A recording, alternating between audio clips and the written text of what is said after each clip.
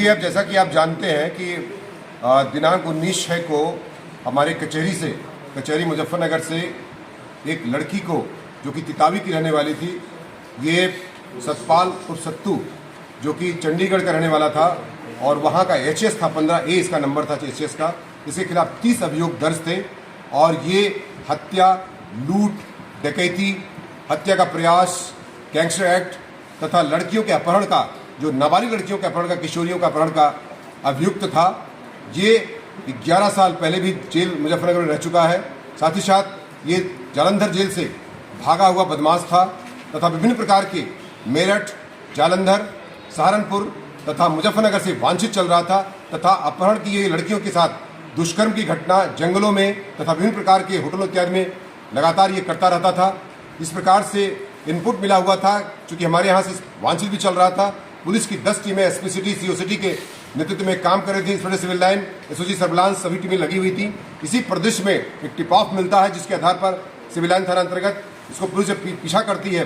एक आरा गाड़ी में ये जा रहा था, जिस पर पुलिस टीम जब पीछा करती है, पुलिस टीम में फायर करता है। इसके पास से 2 असलहे, पिस्टल के साथ साथ तमंचा भी बरामद किए गए, कारतूस कम से कम 20 कारतूस बरामद किए गए हैं तथा खोखा कारतूस भी बरामद किया गया है। साथ ही साथ मैं आपको बता दूं कि इसके पैर में दोनों गोली लगी थी। जब पुलिस ने इसके काउंटर फायर किया, जब पुलिस ने फायर किया, पुलिस ने सेल्फ डिफेंस में जब फायर किया तो इसके दोनों पैर में गोली लगी थी। जब उसके बाद इसका जिला चिकित्सालय में चिकित्सा कराई गई। उसके बाद इसका जो है, जब स्थिति खराब होने की चिकित्सा के दौरान इसको और जो बेटर इंस्टीट्यूशन है उसको ले जाया गया इवांस में। वहाँ पर इसको जो है वेंटिलेटर पर रखा गया। चिकित्सा के दौरान डॉक्टरों द्वारा इसको जो है मृत घोषित कर दिया गया। आज लगभग 1:20 में इसकी मृत्यु हो गई और तदनुसार इसका पंचायत पोस्टमार्टम की कार्रवाई अभी परिस्थिति चल रही है। और इस परिदृश्य में आपको बता दूं कि 30 मुकदमे इसके खिलाफ दर्ज थे और ये लगातार कई जनपदों से वांछित चल रहा था। अंतर्राज्यीय बदमाश था तथा छोटी छोटी लड़कियों का, जो 16 साल की 14 साल की लड़कियां होती हैं, उनको किडनैप करके उनके साथ बलात्कार करता था। इस प्रकार से ये एक साथी बदमाश था, जिसको पुलिस मुठभेड़ में घायल होने के बाद चिकित्सा के दौरान इसकी मृत्यु हो गई है।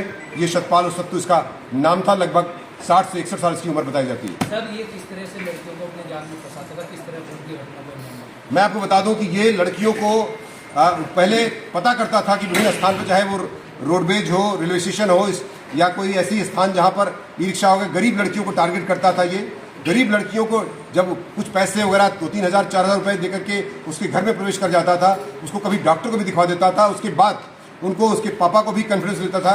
उसके बाद उसके घर में रुकने के बाद लड़की को नौकरी और अपने आप को मिलिट्री मैन साबित करते हुए, और मैं इसको किसी नौकरी में इंडक्ट कर दूंगा, उसके बाद लड़की को उसके पिता को लेकर गाड़ियों में बैठा लेता था और फिर पिता को किसी स्थान पर उतार देता था कि जाकर के डॉक्यूमेंट वेरीफाई कराइए या डॉक्यूमेंट का आप फोटोस्टेट कराइए, एफिडेविट बनवाइए।